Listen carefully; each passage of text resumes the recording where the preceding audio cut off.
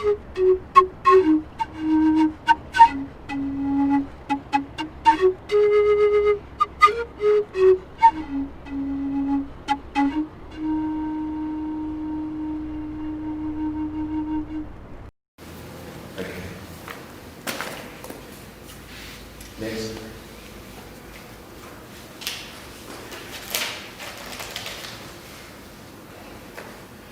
Now this type of a cleansing is cleansing people through their bowel. If you don't cleanse through the bowel, what's going to happen? Toxins are going to get in the blood. They're going to create all sorts of excitotoxicness. So this type of a cleansing always occurs because you've got to have 4 bowel movements a day. Can you cleanse if you don't have 4 bowel? No. Can you cleanse if it's not liquid? No. Your stool has to be liquid. You purposely do things to cause a liquefaction of your stool. And you're getting 4 liquid bowel movements a day. So this program purposefully creates 4 liquid bowel movements a day at least. So you might have to advise people to use water, not paper, because they could be using a lot of paper and that can be not friendly on the tissue. But you've got to have at least 4 bowel movements a day and they've got to be liquid. Could you cleanse if you didn't do 4 bowel movements a day? No. That's really bad, I'm telling you. When you juice fast and things like that, eventually the bowels might not move at all. And there's no real detoxification. But it happens radically when we can get the bowels moving. Does that make sense? Yeah. All cleansing, unless you get the bowels moving, is no cleansing whatsoever. It's just delaying the inevitable. Now, during the 14 days, there's 3 times which we could actually do a flush. So you bring some oil and some lemon on the 4th day, the 8th and 12th day. And you have 3 days to prepare for that 4th day. A gallbladder flush is a larger amount of oil and lemon. Liver flushes are just smaller amounts of oil and lemon. Some person who has cancer, for instance, we might have them do liver flushes every 4th, 5th day. So they're doing a smaller amount of oil and lemon every 4th or 5th day, and they do that until they heal up. Gallbladder flushing is a larger amount of oil and lemon. It's like at least 200 mils of oil. So someone like the size of Roger, maybe, Roger might need, 250 mils of oil because he's got a bit of height to him. He's a bit taller. But most of us might be able to get by just with a couple of 100 mils of oil. But Roger might need 250 really, because he's a bit taller. And then children less,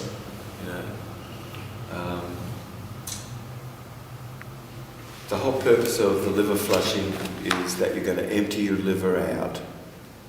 And things can flow in there then to be broken down. And vicariously it's possible to empty and get bile stones as well out. But maybe not. But you're emptying your liver, and the whole process involves you emptying your liver. That's all. And if you could get bile stones, great.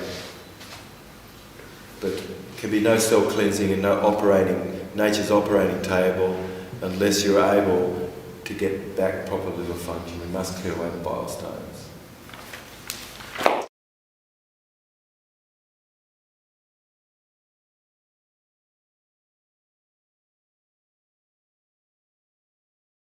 That's a great question. Glutamine powder,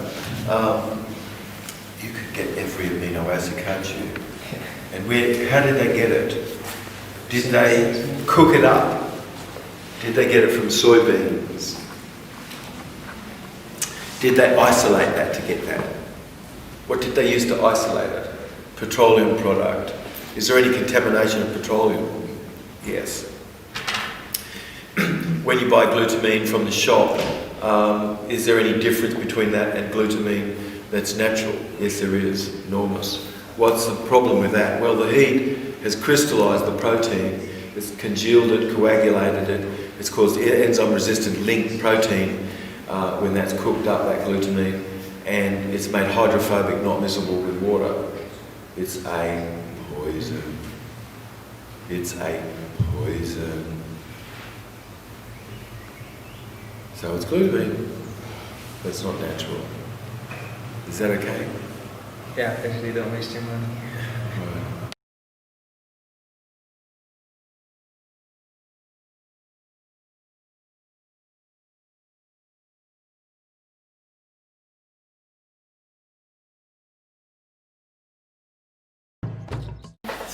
Welcome to the Universal Side of Mind. I'm Dr. David Jubb. We have the most amazing demonstration here today. It's all about upstream cleaning. And we're doing this in Oslo, and we happen to be in a most amazing, innovative medicine family of people here that we have in our studio, and we just set this up for you so you can see this. But this is the liver cleanse for everybody, and gallbladder flushing, and how very important it is, because most people's liver is already sopping wet. It's like that, you see, and that is what most people's liver is like. And if it was to, most people's body, we can imagine that this is the body, and then over time of eating dead food, it sort of really gets not so good looking sort of thing, and you've got lots of toxins in there which shouldn't really be there. It should be sort of like an empty space between the cells, basically. And most people's liver is sopping wet completely, and if we could have a plastic bag around it, it's sort of like that, and so it just can't do anything at all because of all the wax-like deposit. And so if you clear away the bile occlusion, and we give it a liver or a gallbladder flush. That's a gallbladder flush, one good squeeze. A liver flush would be just a squeeze like that, and another liver flush would be a squeeze like that, and a gallbladder flush is a full good squeeze like this. But imagine that you really actually have a really good liver and that this is the liver actually, and it's dry rather than sopping wet. So we can just observe that without hardly any action at all, everything is flowing in there. And so we can see that all the toxins are flowed in there, and then you're doing a gallbladder flush. That's a gallbladder flush.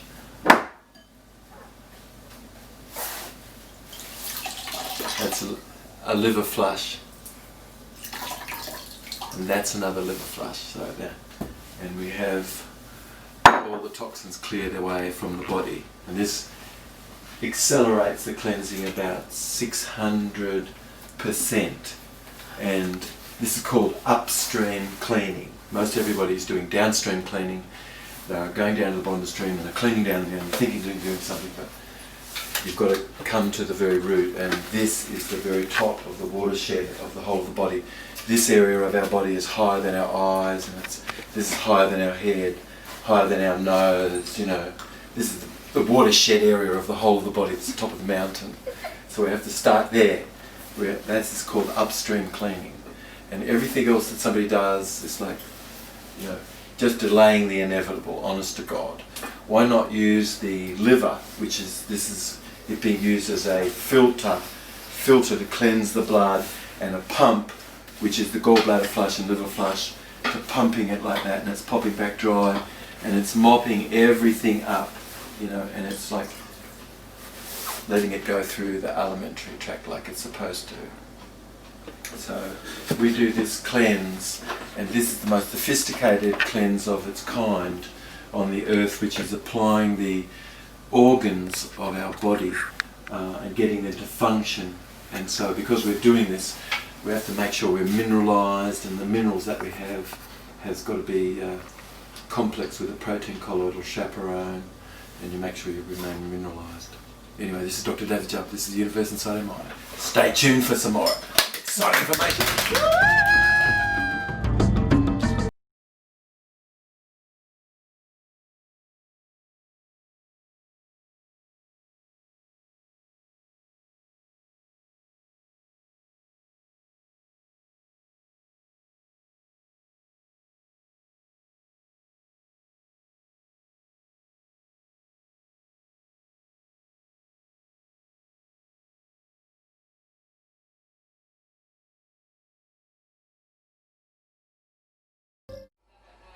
Welcome, I'm Dr. David Jubb. This is the universe inside our mind. We have such an amazing show for you today, and we've really done some special things in this studio to get everything set up the way it is. And actually, we're in Norway. We came to Norway to do this show, and it's a show all about blood. That's right, we're going to be looking at some blood, and we've got a special guest with us here. We've got a few special guests actually. We've got a few people who actually really do microscopic work here in Norway. With us we've got Roger, and he's going to be behind the microscope tonight for us. So you're going to get a special look into blood, and in our audience we have Magna, who is a microscopist as well, and so that's a really great special guest for us to be here with each other. And we have Anne Margrethe, and so we have a couple of people here that are just so tuned in to the information and that sort of thing, and really assisting people where they are in themselves, and doing such a really beautiful, fine job of this. And then we have Tor, and it's amazing because in our studio here we actually have Tor's blood, so we can have a little bit of a look at. And so I did a little bit of a reading on Tor, and now we're going to be looking at his blood, and we'll just see how it is that these things are. We did this reading, and I read Tor's body, and Roger took some blood at some point and read his blood and things, so that we've got just some amazing information coming up. I've just got to thank my special sponsors and the promoters, Igla, who actually happens to be the eye behind the lens of the camera. So if it's wobbly or if something's happening, that's Igla, that she's behind the lens of the camera. And we have Eaton Williams, all the way from Jamaica, and he's living here in Norway, and he's into promoting. The both of them have promoted and brought me here to Norway. So anyway, so it was really great for us to be here in the studio together. And this is Dr. David Jubb, and this is the universe inside our mind. Stay tuned for some more exciting information coming up about blood.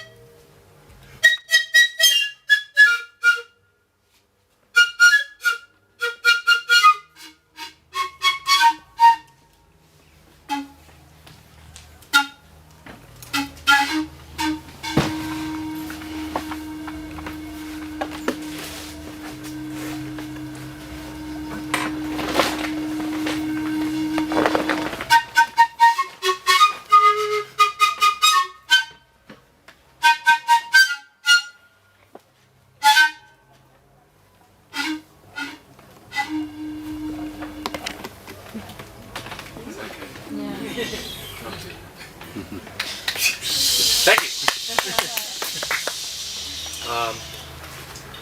That one you can really go into the mountains. My God, that fluid. This one's soft and sweet.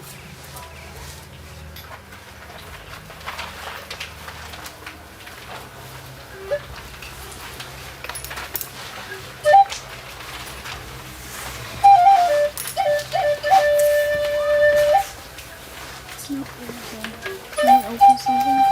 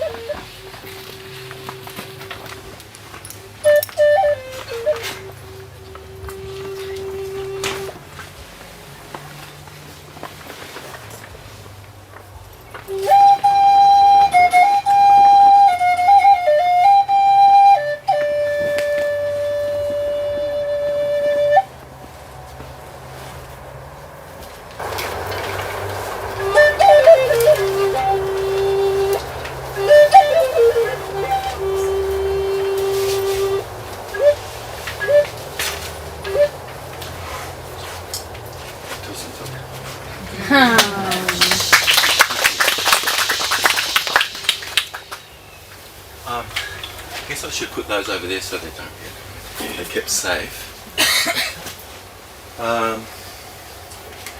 Back in the late 70s, I started to be very interested in microscopic investigation, and I was one of the very first people who had the opportunity to be looking at living blood under the most sophisticated microscopes on the earth.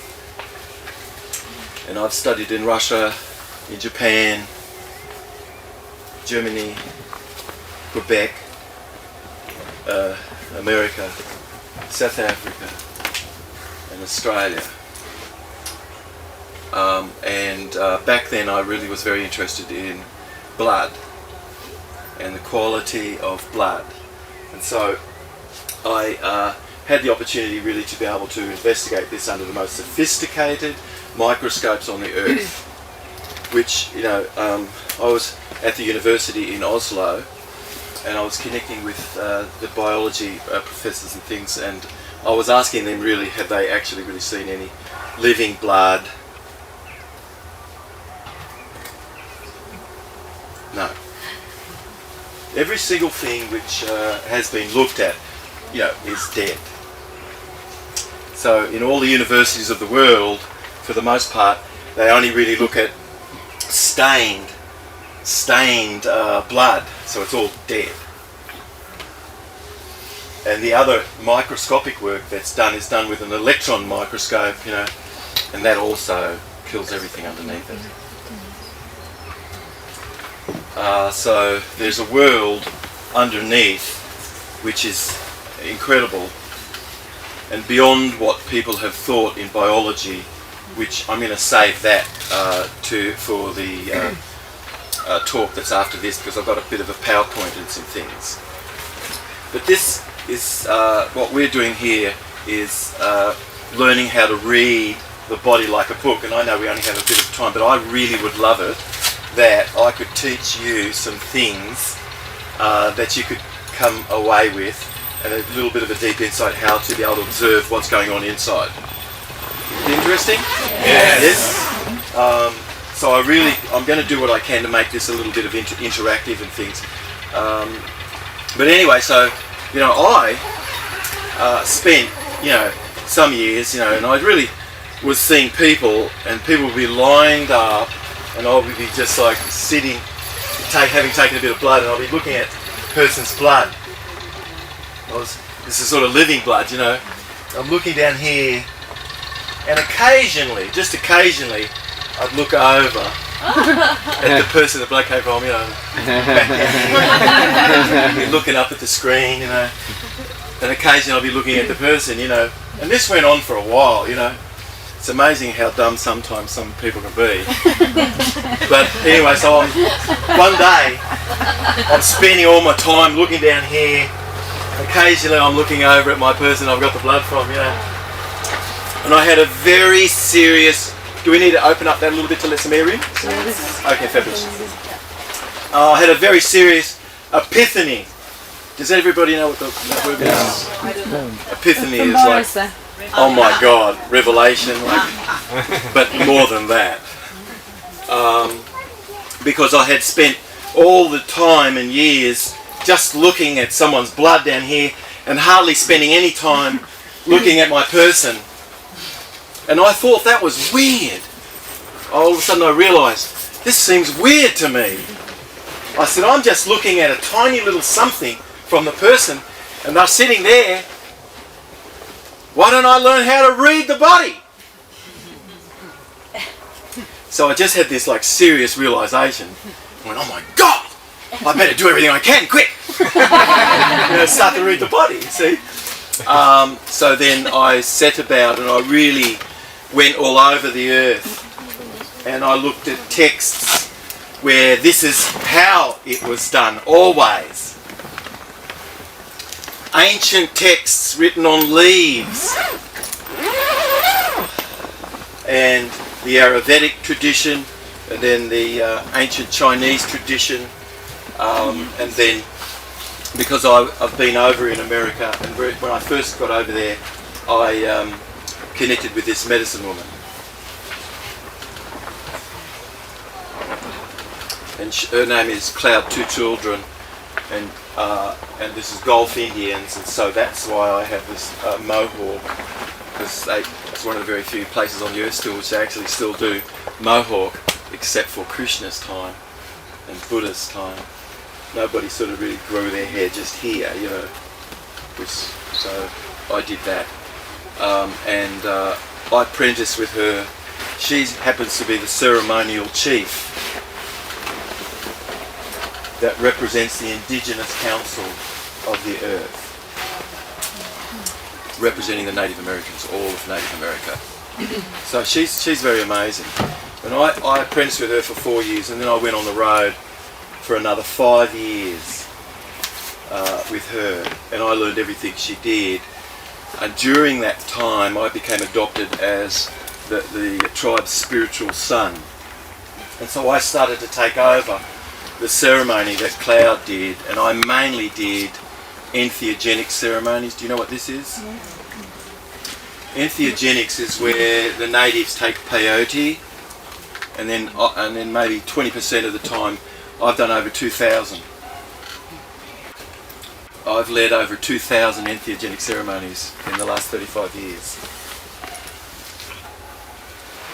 Entheogenic, they will take a little sacrament called peyote. Have you ever heard of that? Yes. You have, yeah. And so it creates a slightly altered state, you know. But it causes a person to actually be able to process through things and that. But anyway, all these things have assisted me to be able to look inside, that I can now today, it's possible for me to look inside the brain, the heart, and the liver, the intestinal tract, thyroid, any part of your body is possible for me to look inside and see. And but the first time that I took peyote, you know, I was a little bit a bit afraid, you know, because I sort of hadn't done anything much like that before. And I was sitting there, and and it was like a beautiful circle like this. And there were some 50 people in the ceremony or something. Anyway, so I ate one of these buttons, because it's a little cactus button, you know. And I ate a cactus button, and some time passed by, you know, and I was just sitting there, and every little thing that seemed to be different, I'd be going, oh, gee, maybe it's happening, you know, maybe something's happening, you know. But anyway, things didn't seem to happen much at all, you know, so I was just sitting there, and then all of a sudden I thought, oh gee, maybe I need to actually get another button. So I get up, you know, and I'd go over and I get a plate and I get another button, I come back and I sit down, and I'm halfway through the button, and all of a sudden poof, I can feel the effect of the first button, you know. And things had never happened to me like that before much, you know. But within, like, I guess maybe it seemed like just seconds, more or less, all of a sudden I completely had forgotten who I was. And that's quite frightening relatively, you know, because all of a sudden you just have no past, nothing. It's like, but everything that we do is sort of, it's possible that we could travel out into the universe, but you can have remembered to forget yourself. And we can travel very, very deep inside too, and that we could go so deep, but that we should always be able to remember how to deeply forgive. So I just realised that I needed to be able to learn to read the body like a book, and so that's how I began. And I began reading the eyes, reading the face, reading the hands, and reading the pulses, doing some palpation and some percussion. So what I'd love to do is perhaps to read perhaps two persons, just short, because it only takes... Okay, you're first. Oh, sorry, I just saw the hands come up over here. But everybody will have an opportunity to, and if you care to be able to, for us to connect with each other at any time, let not anything stand in the way that you come and we connect with each other. And people have been so kind to me in my life, and I could never have achieved the things I have unless it was for people giving. And I spent many years on the road.